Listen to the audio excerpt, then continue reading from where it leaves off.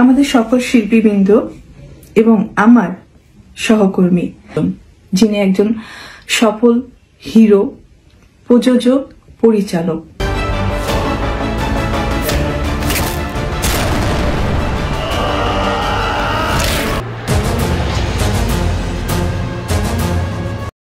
এদিকে মেগাস্টার শাকিব খানের দুষ্টু কোকিল গানের শুটিং নিয়ে এবার মুখ খুললেন একসময়ের বাংলাদেশের অন্যতম নায়িকা পপি।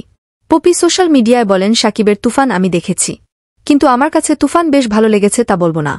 তার কারণ হিসাবে পপির কাছ থেকে জানা যায়, মেগাস্টার শাকিব খানের তুফানের ক্যারেক্টারের সাথে আরও একটি বড় ক্যারেক্টার থাকা উচিত ছিল, যেমন ভিলেন। প্রতিটা ক্ষেত্রে এক এক বড় ভিলেন যেমন আসত, এক একজনকে শাকিব খান মেরে বড় হয়ে উঠত ক্যারেক্টারে, কিন্তু যে চঞ্চল চৌধুরীর সাথে শাকিব খানের বিশাল দ্বন্দ্ব লাগার কথা, সেই শাকিব ক্যারেক্টার তুফানের সাথে হাত মিলিয়েছে সিনেমা শেষে চঞ্চল চৌধুরী। এই বিষয়টা আমার কাছে ভীষণ খারাপ লেগেছে। যে কোনো সিনেমার মধ্যে শক্তিশালী ভিলেন না থাকা পর্যন্ত সিনেমা মজা জমে উঠে না বলে জানান অভিনেত্রী পপি। পপি আরও শেষে আরও বলেন, দুষ্টু কোকিল গানটা বিষয়ভাবে খেয়েছে শাকিব ভক্তরা, কিন্তু সেই গানে এই ছেলেটিকে এভাবে মারাটা ঠিক হয়নি বলে জানান পপি। ছেলেটি কিন্তু অল্প সেকেন্ডে তাণ্ডব দেখিয়েছে সিনেমা হলে।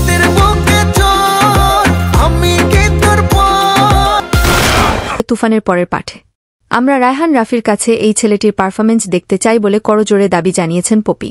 পপি বলেন, নতুনদেরকে সিনেমায় সুযোগ দিলে এরাই আগামীতে অনেক কিছু করে দেখাতে পারে বাংলার সিনেমা ইন্ডাস্ট্রিতে।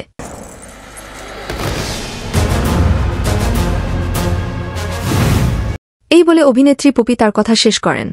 তো প্রাণপ্রিয় ভিউয়ার্স, শাকিব খানের তুফান নিয়ে পপির করা বক্তব্য এবং এই দুষ্টু কোকিল গানের সেই তাণ্ডব দেখানো ছেলেটিকে কে তুফানের পরের পাঠে দেখতে চান, তারা অবশ্যই কমেন্ট করে আমাদের জানিয়ে দিতে ভুলবেন না। গান বন্ধ করলি কেন? বাজা।